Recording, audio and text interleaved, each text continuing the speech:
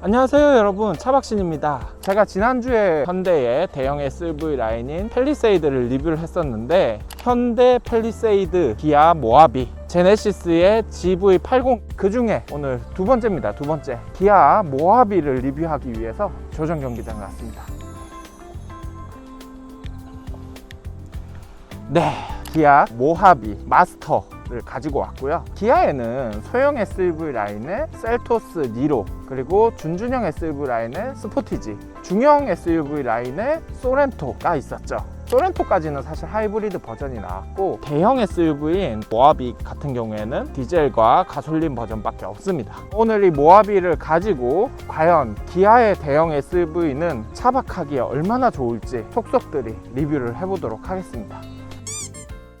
외장부터 한번 보시죠. 기아 모하비 같은 경우에는 최초로 나온 모하비 버전에서 페이스리프트가 한번 일어났어요. 그 페이스리프트가 일어난 버전이 지금 제가 가지고 온 차입니다. 2019년에 나왔던 기아 모하비 더 마스터 버전이고요. 그리고 최근에 주행시 안정감이나 주행시 정숙성이나 이런 걸 조금 더 강화한 2023년형 기아 모하비가 또 한 번 더 페이스리프트가 됐죠. 일단 외장에서 보면 팰리세이드랑은 좀 다른 느낌이에요. 전면 그릴을 보면 팰리세이드는 되게 고급스럽다라는 느낌을 받았었는데, 이 기아 모하비 같은 경우에는 고급스럽다는 느낌보다는 오프로드의 느낌이 나는 그런 전면 디자인을 가졌고요. 그래서 조금 더 젊은 감성이라고 봐야 될까요? 저는 모하비는 어르신들이 타는, 중년이 타는, 나도 중년인데 생각해보니까 아무튼 그런 느낌의 차라고 생각했는데, 완전 구형 버전에서 페이스리프트가 한번 되면서 오히려 오프로드를 즐기는 30, 40대가 타는 차라는 느낌이 강하고요. DRL은 여기 아래쪽에 위치하고 있고, 방향지시등은 이렇게 큐브 형태로 배치되어 있는 걸 볼 수가 있고, 그리고 이게 이제 전조등과 상향등 이렇게 되어 있습니다.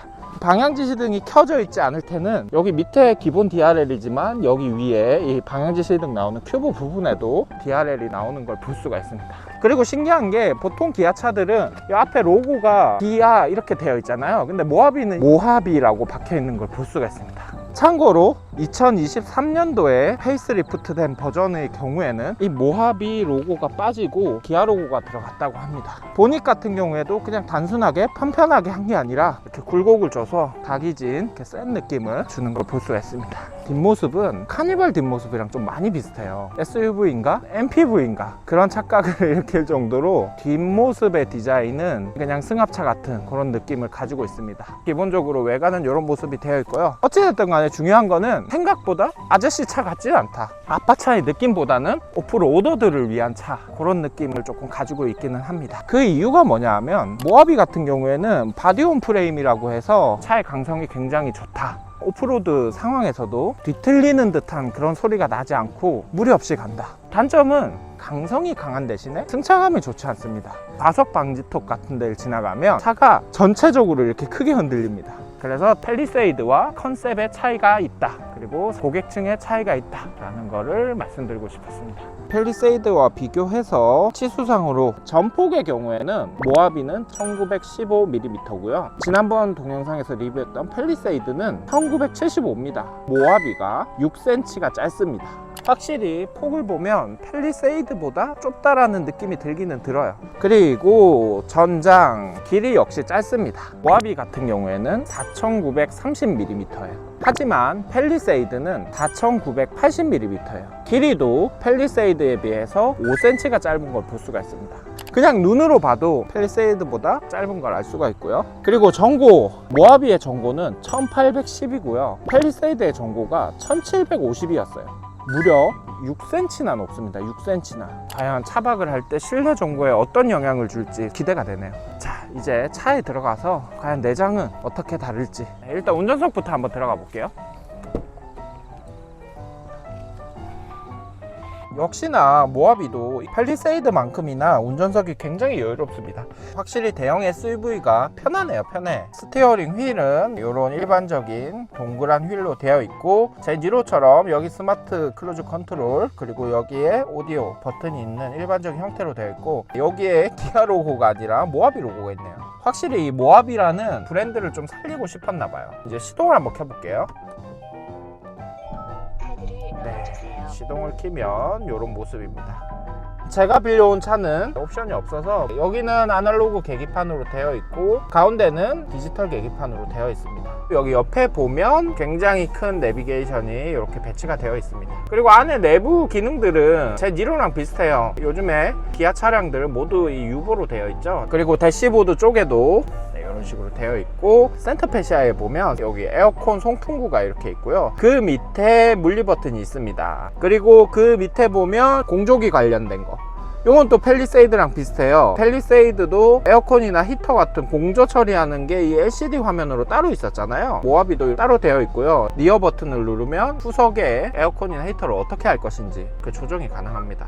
마찬가지로 이렇게 키면 후석에도 이제 에어컨이 켜지겠죠. 이렇게 리어 조절도 가능하고요. 도구 셔틀 형태로 이렇게 온도 조절을 할 수 있습니다. 이게 또 기아 모하비는 특이점이고, 그 외에 나머지 공조 장치 관련된 것들 조절하는 거는 이렇게 물리 버튼으로 되어 있습니다. 그리고 기어 노브는 스틱형으로 되어 있습니다. 최근에 나온 2023년식 페이스리프트 버전에서도 기어 노브가 스틱으로 되어 있다고 하더라고요. 그리고 여기 운전석 통풍 시트, 열선 시트, 조수석 통풍 시트, 열선 시트. 그리고 팰리세이드처럼 드라이브 모드 변경하는 게 이렇게 다이얼식으로 되어 있어요. 컴포트, 에코, 스포츠, 그리고 터레인 모드로 키면 스노우 모드, 머드 모드, 그리고 샌드 모드, 이렇게 터레인 모드도 실행을 할 수가 있습니다. 팰리세이드에는 드라이브 모드가 5개 정도인가 있었는데 모하비는 터레인 모드가 있습니다. 그리고 제가 요 근래 빌린 렌터카들 중에서 최초로 HUD가 있습니다. 자, 이제 내비도 켜졌습니다. HUD에 모하비도 옵션을 넣으면 HUD가 있습니다. 자, 그러면 이제 2열에서는 어떤지 한번 보도록 하겠습니다. 아, 좋습니다. 뒷좌석에 앉으면 SUV에 탔다는 느낌이 들기는 하는데 팰리세이드보다 더 내가 의존받는 듯한 느낌이 들지는 않네요. 뒷좌석을 보면 좀 특이한 게 제 카니발처럼 여기도 손잡이가 있고 여기도 손잡이가 있어요. 차 높이가 좀 높은데 그래서 그런지 여기에도 이렇게 손잡이가 있습니다. 그게 조금 특이하고, 제 카니발이나 팰리세이드처럼 여기에 에어컨 송풍구가 있습니다. 근데 왜 지난주에 팰리세이드 봤을 때 닫고 나서 여기 옆으로만 이렇게 나올 수도 있게 했다 그랬잖아요. 기아 모하비는 그렇지는 않습니다. 그냥 열고 닫고 방향 조정밖에 안 됩니다. 그리고 또 한 가지 느낀 게 뭐냐면, 다리를 이렇게 놓으면 팰리세이드 같은 경우에 정말 편하다라고 느낀 게 이 아래 공간이 되게 넓었어요. 모하비도 들어가긴 들어가는데 이렇게 높지는 않아요. 다리 그냥 딱 끼는 느낌이에요. 그리고 팰리세이드처럼 후석 공조 장치들을 조절할 수 있는 컨트롤러가 여기에 있습니다. 그리고 USB-A 포트 여기 2개 있어요. 그리고 여기 200W까지 쓸 수 있는 컨센트도 있습니다. 물론 이거는 아마 옵션을 넣어야 될 거고, 그리고 이렇게 앉았을 때 주먹 1개 반 정도 들어가네요. 2개까지는 아니고. 그리고 워크스루로 3열을 달 수가 없고요. 가운데에 사람이 없다면 이렇게 해서 팔걸이 할 수도 있습니다. 이것도 특이한 점 하나 있죠. 여기도 지금 뭔가 있어요. 수납이 아니라 컵홀더가 있습니다. 이렇게 내릴 수도 있고 배를 이렇게 높일 수도 있습니다. 그리고 팰리세이드는 슬라이딩이랑 리클라이닝이 다 됐었거든요. 모하비도 슬라이딩 되고요. 이렇게 리클라이닝도 됩니다. 이 정도까지 제칠 수가 있고 이 정도까지 세울 수도 있습니다. 그리고 팰리세이드가 지난번에 2좌석, 뒤에 3좌석 이렇게 해서 7인승이었는데 기아 모하비 같은 경우에는 5인승, 6인승, 7인승 이렇게 3가지가 있어요. 이 차는 2좌석, 3좌석 해서 5인승이에요. 5인승이다 보니 이상한데? 여기 USB-A 포트가 있고 여기 컵홀더가 있어요. 여러분 설마 맞네. 5인승이 아니라 7인승 차량이었어요. 7인승 차량.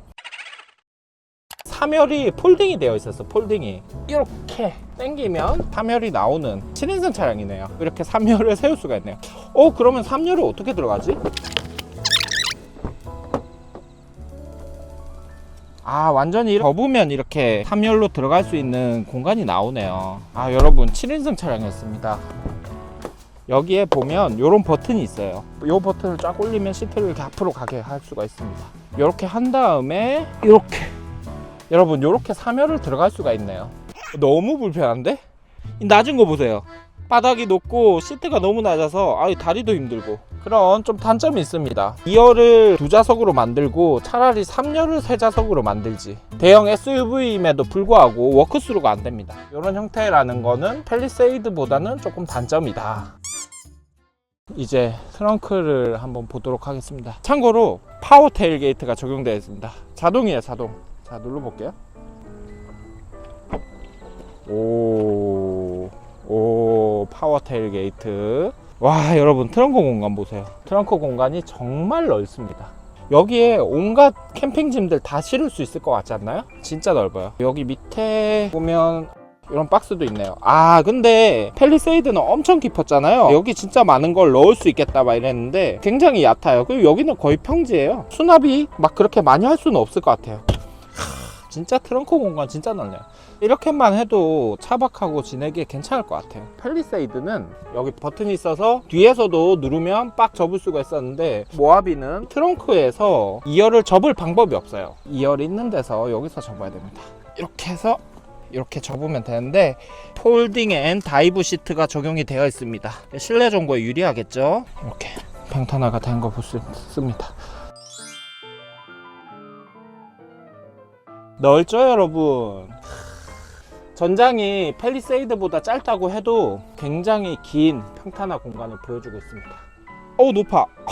모하비의 한 가지 단점, 차체가 높습니다. 차체가 높아서 올라가는 게 쉽지가 않네요. 짜자자. 아이고, 올라갔습니다. 넓어.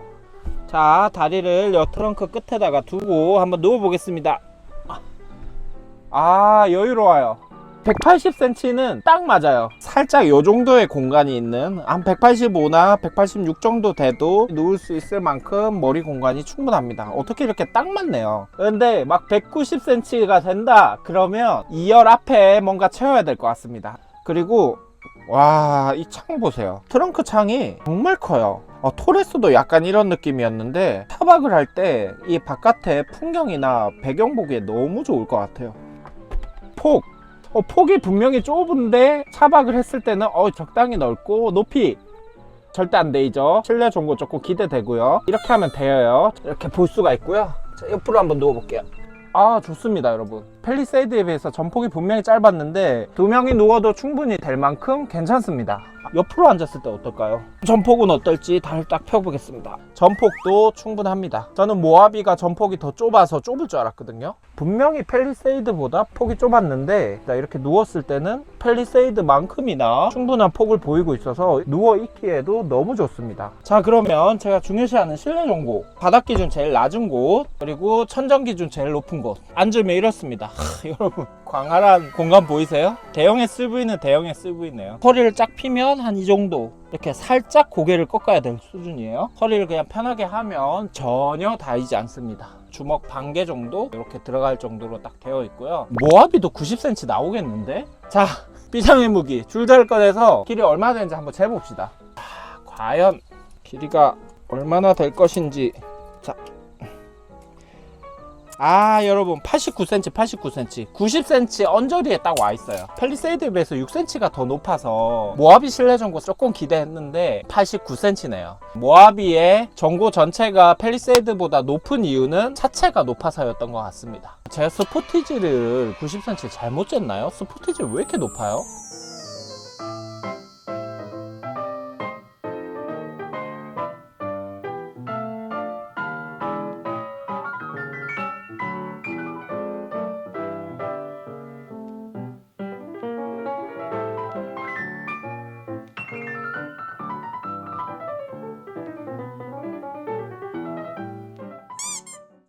오늘 차차소 대형 SUV 시리즈 두 번째 기아 대형 SUV 라인인 모하비에 대해서 오늘 리뷰해봤는데요. 확실히 대형 SUV는 대형 SUV네요. 평탄화를 했을 때 소형 SUV랑은 확실히 차이가 있고요. 실내 정보나 실내 공간이나 기본적으로 어느 정도 되는 것 같아서 대형 SUV는 대형 SUV다 라고 생각을 하는 시간이었던 것 같습니다. 여러분이라면 차박을 할 때 팰리세이드와 모하비와 둘 중에 어떤 걸 선택할 것 같으세요? 가족이 있으시거나 또는 패밀리카로 차를 하신다라고 하면 제 생각에는 너무나도 명확하게 팰리세이드를 살 것 같아요. 근데 저 같은 경우에는 아직 결혼을 하지 않았고 또는 아이들이 있는 게 아니기 때문에 2열, 3열의 편안함이 그렇게 중요할까?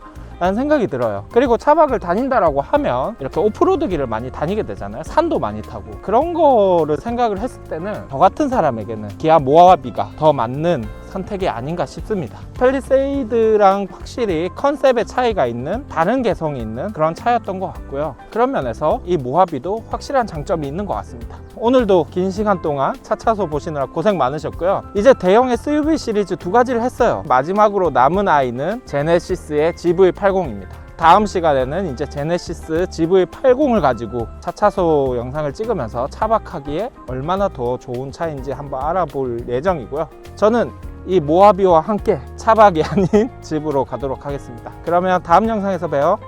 안녕.